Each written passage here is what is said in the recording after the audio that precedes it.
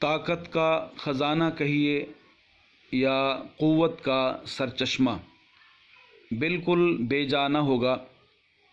ये चमकती हुई सोने की डलियाँ, जिन्हें आम ज़ुबान में गुड़ कहा जाता है, हमारे घरों से नापेद होने लगी हैं। और जब से हमने इन चीज़ों से रुख मोड़ा है तो बीमारियां मुख्तलिफ़ शक्लों में हमारे घरों में घर करती चली जा रही हैं।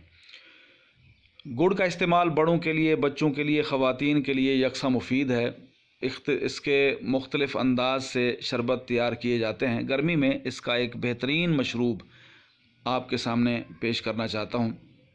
आसान सा तरीक़ा है, बग़ैर किसी उलझन के, बग़ैर किसी तकल्लुफ़ के आप एक सादा सा शरबत बनाकर अपने बच्चों को गर्मियों में इस्तेमाल करा सकते हैं।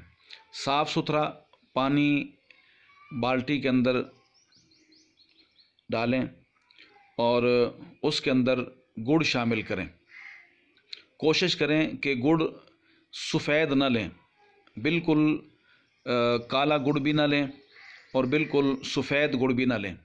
हल्का काले रंग का या सुर्खी माइल और मिट्याले रंग का या सब्ज़ रंग का गुड़ अगर आपको मिल जाए तो ये सबसे बेहतरीन होता है।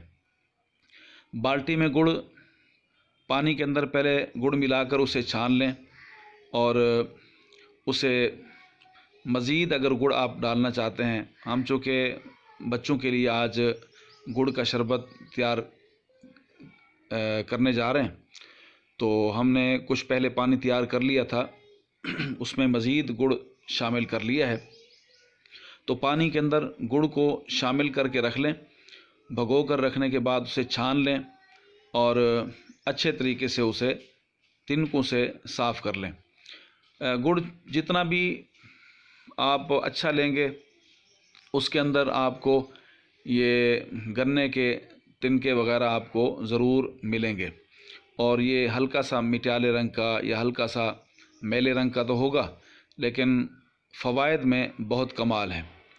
गुड़ के साथ आपको लीमू का रस चाहिए होगा और ये लीमू का रस आपके लिए बहुत ही मुफीद होने वाला है। और तीसरी चीज़ आपको चाहिए होगी बालंगू। बालंगू को आम तौर पर हमारे यहाँ जो मशहूर किया गया है तुख्मे मलंगा।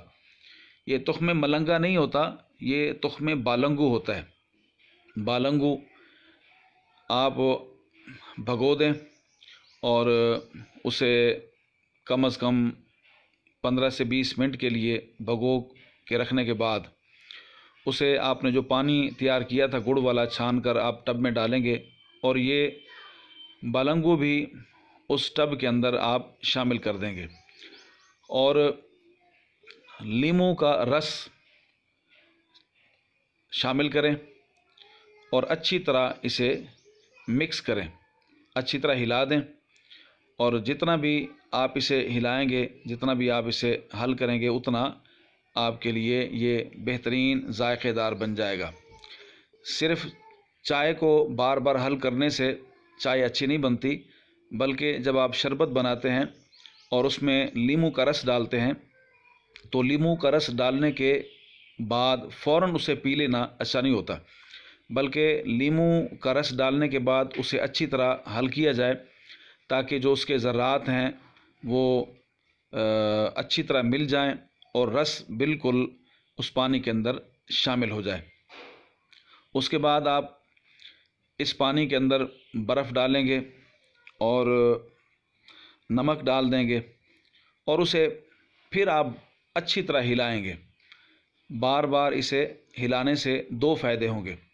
एक तो ये अच्छा ठंडा हो जाएगा, दूसरा इसमें लीमू अच्छी तरह मिक्स हो जाएगा और ये आपके लिए बहुत ही मज़ेदार, बहुत ही प्यारा और बहुत लुत्फ़ देने वाला शरबत तैयार हो जाएगा। और ये कमाल की बात यह है कि इसमें हमने किसी तकल्लुफ़ से काम नहीं लिया, सादा सी चीज़ें हैं, इन्हें आपके सामने रख दिया है।